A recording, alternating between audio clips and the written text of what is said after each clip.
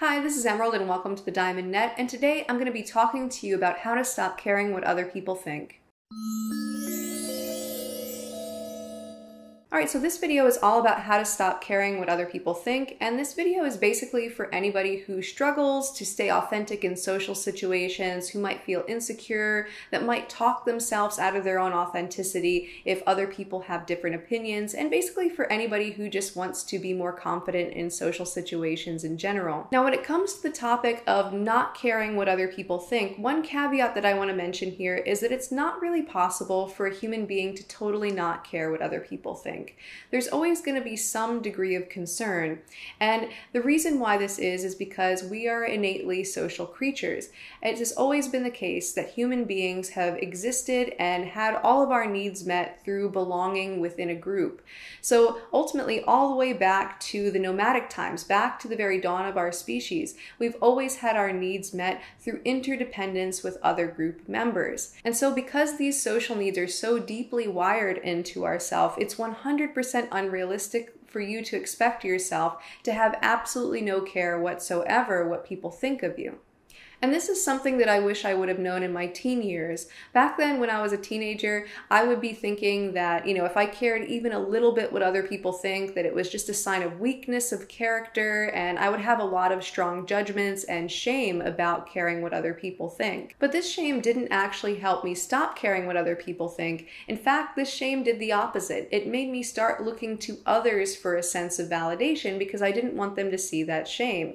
So counterintuitively, caring a lot about whether or not you care what other people think can actually make you care more about what other people think. So in this video, I'm going to be telling you about how to stop caring what other people think to the degree that it actually gets in the way of your authenticity. And once we drop resistance to, accept, and validate the irreducible instinct toward group belonging, we can then start to parse the distinction between that natural instinct to want to belong to a group and the kind of external validation seeking that causes us to care an excessive amount about what other people think about us. So let's draw some distinctions between the balanced form of caring what other people think and the imbalanced form of caring what other people think that causes us to sacrifice ourselves.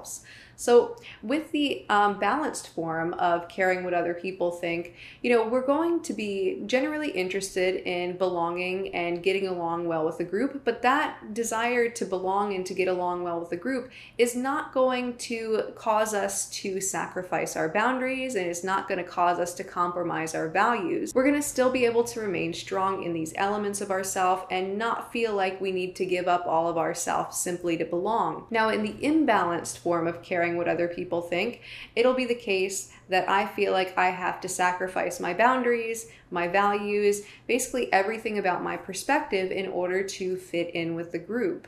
And of course, there's a spectrum in between these. And so I wanted to give some examples so that I can illustrate this point further. So let's say that there's a woman named Aaliyah, and Aaliyah works at an office with several of her coworkers. And her coworkers decide to go and spend some time together after work one day. And basically, the coworkers work kind of grousing and complaining about how they redecorated the place. The coworkers just really didn't like it. They thought it looked tacky. They were all in agreement that it was a really, really tacky look. But Aaliyah really liked the way that the office was decorated. Now, if Aaliyah is expressing the healthy version of caring what other people think, she's going to care about their perspective, but she's not going to care about it to the degree that she's willing to sacrifice her own. And she'll likely say, oh, well, you know what, it makes sense you guys don't like it, but I do personally like it. So she might push back a little bit there. And let's say by contrast, let's say that Aaliyah is expressing the more imbalanced form of caring what other people think. Well, ultimately, when her coworkers are complaining about the decorations, she's going to go right along with them and say, oh yeah, totally, those decorations look tacky, even though she might be thinking something totally different. And all of this comes from ultimately the fear of being rejected and invalidated by the group. Now, the lion's share of where this tendency comes from when it comes to our tendencies to sacrifice our authenticity for group belonging is if we have the sense that only other people can validate and invalidate us.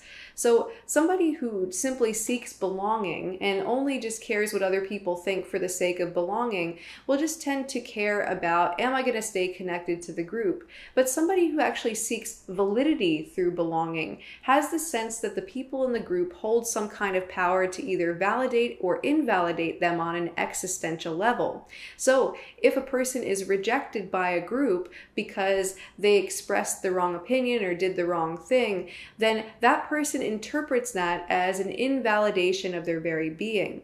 And so the more we feel like our existential validity is in question and that other people are the judge of our existential validity is the degree to where we'll lean more to the imbalanced form of caring what other people think. So simply seeking group connection and belonging doesn't inherently lead to inauthenticity, but seeking a sense of validation for our very existence based off of group connection does. So where does this tendency to seek validation from the outside actually come from? Well, ultimately it comes from shame and the sense that we are somehow inferior to other people. It's the sense that we can't actually validate ourselves and that we don't have that power because our perspective isn't trustworthy. And so we have to look to someone else outside of ourselves who does have a trustworthy perspective, who isn't inferior, to then validate our existence. So it comes from the illusion that some people are more valid than we are, and that these people that we deem as more valid than we are have the power to actually be the judges of our validity or invalidity. So the archetype that's being projected onto the universe when a person has this sense that their validity exists from the outside is almost like reality is one giant courtroom, and that they're the person who's being judged, and then the other people that they deem as being more valid than they are the people who are the judges. And in this courtroom of the universe, they're there and required to somehow prove themselves or plead their case before these judges to show that they are valid and not invalid, and that it is ultimately these judges who can bang the gavel either way and say you're validated or invalidated. And so the projection of this archetype of the courtroom onto the universe itself tends to create a lot of tension because it gives us the sense that every social interaction has really, really high stakes, where the other person holds the power to either validate or invalidate us in their hands. And it gives this feeling of there being an inherent imbalance in power, where the people who are the judges are up here and we're down here. So when we get the sense that other people have the power to validate us and invalidate us, but that we don't have the power to validate ourselves, this is an indication that we are out of touch with the personal sovereignty. And disconnection from the personal sovereignty tends to come about as a result of the feelings of shame and inferiority. Now, what personal sovereignty is our internal sense of authority, our sense that our perspective is valid and that what we think matters, what we feel matters. So basically, if I'm in touch with my personal sovereignty, I'm not going to look to external judges and authorities to make decisions. I'm going to seek counsel with the internal authority. And so basically, the internal authority is to say, what do I think? What do I feel? Where are my boundaries? What do I need? Whereas if I'm disconnected from my sense of personal sovereignty, I'm going to be looking to some external authority figure like those judges, right? So I'm going to project my internal sense of sovereignty that I've repressed onto others, and now they become this external authority figure. And so instead of turning inward and saying, what do I think, what do I need, what do I feel, I'm going to look at them and I'm going to say, what do they think, what do they want, what do they feel? And that's when we start looking to the outside for validation. When it's the case that we get out of touch with our own sense of personal sovereignty and that inner authority that we have, we start projecting that authority onto other people, and we start looking for other people to validate or invalidate our perspective. But when we can recognize the unshakable validity of our own perspective and we can get back in touch with our personal sovereignty, then we once again possess the capacity to validate ourselves. And the way that we reconnect with our sense of personal sovereignty and our internal authority is to start validating our subjective perspective. And so the subjective perspective is basically all of the ways that we are experiencing things. It's the truth of our perspective. Now, it doesn't mean that the truth of our perspective means that we have everything right, or that, like basically everything that we think is objectively true.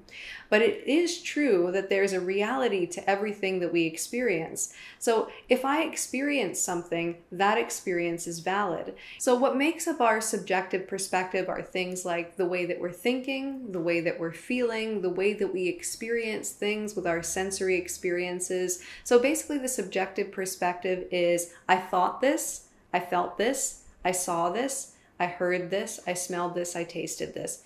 Basically, these are the different facets of our subjective experience. And so when it's the case that we can validate that, yes, this is the way I experience things. Yes, this is what I saw. Yes, this is what I felt in this situation. Yes, this is what I thought in this situation.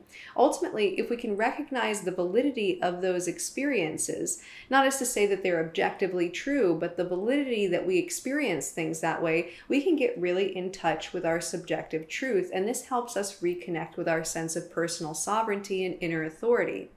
Whereas if we start calling into question, like, maybe I shouldn't have experienced things the way that I experienced them, maybe I shouldn't have felt the emotions that I felt, maybe I shouldn't have thought the thoughts that I thought. Ultimately, with these kind of situations, when we start calling into question the very validity of our own experiences, what this does is this makes us feel like there's something that can't be trusted with our internal authority, that somehow there was an invalid experience that happened. But ultimately, all experiences that we've had are just the way that we've experienced them. So let's say, for example, that I feel sad. The way that I'm experiencing my reality right now is that sadness is coming up for me.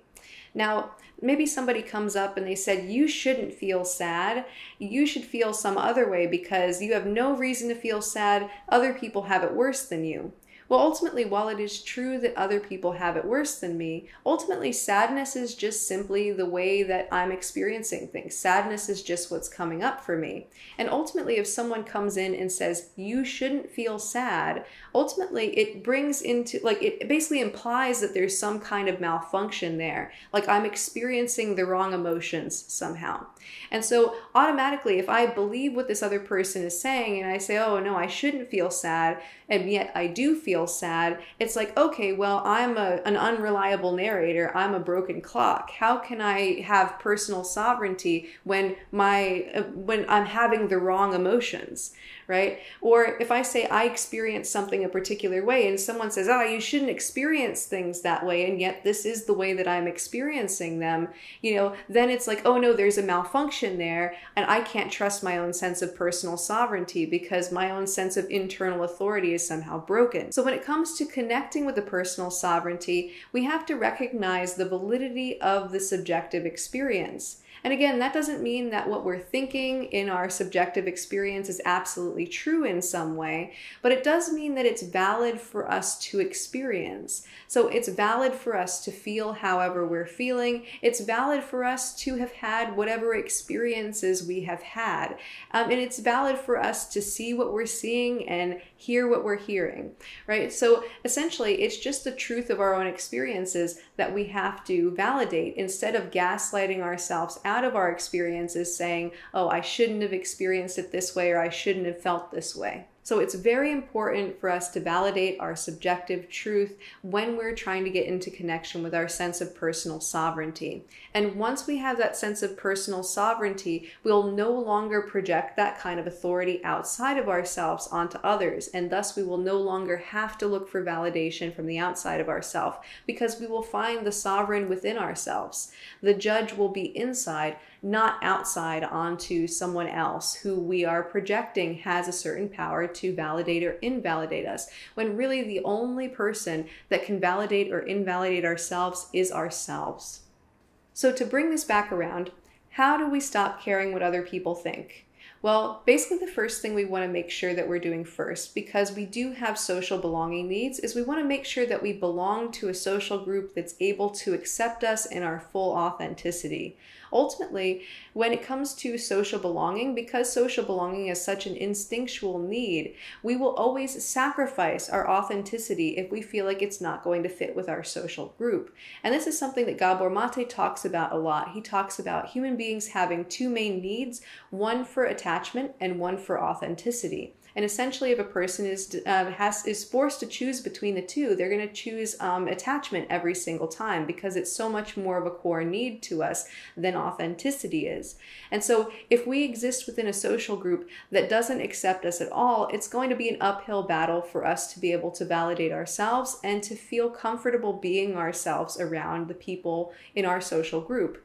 And so we'll want to cultivate really good friendships with people who can really fully accept us, because this gives us the best possible chances of feeling socially secure enough to stop caring what other people think. But in addition to this, we will also want to get in touch with our sense of personal sovereignty. So once we have that social group set up where we feel fully comfortable being ourselves around people, we know that we're not going to get rejected from our social group, and so we're not going to have our social group belonging needs compromised.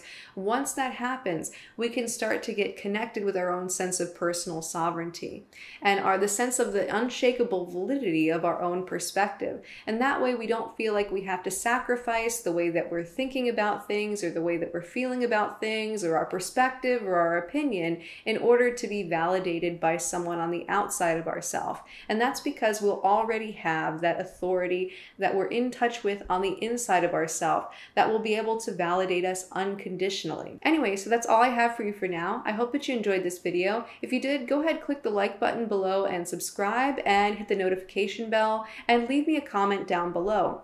And if you would like to learn about shadow work, I have a free shadow integration masterclass called the 6 Simple Steps to Shadow Integration. And if you would like to check that out, you can just type in shadowintegration.org/masterclass.